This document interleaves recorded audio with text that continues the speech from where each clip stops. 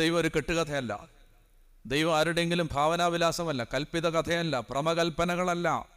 ആരോ ഏകാന്ത നേരങ്ങളിൽ എഴുതിയുണ്ടാക്കിയ അയാളുടെ വിഭവങ്ങളിലും ഉന്മാദങ്ങളിലും രൂപപ്പെട്ട ഒരു കൽപ്പിത കഥയല്ല ദൈവം. ദൈവം സത്യമാണ്. ദൈവം ജീവിക്കുന്ന ദൈവമാണ്. പറഞ്ഞേ ഹല്ലേലൂയ. ജീവിക്കുന്ന ദൈവമാണ് നമ്മുടെ ദൈവം. ജീവിക്കുന്ന ദൈവമാണ്. ബൈബിളിലെ ദൈവത്തിൻ്റെ പ്രത്യേകത ഉണ്ട്. ആ ദൈവം സംസാരിക്കുന്ന ദൈവമാണ്. ആ ദൈവം പ്രവർത്തിക്കുന്ന ദൈവമാണ്. ആ ദൈവം കൈ നീട്ടുന്ന ദൈവമാണ്. ആ ദൈവം തൊടുന്ന ദൈവമാണ്.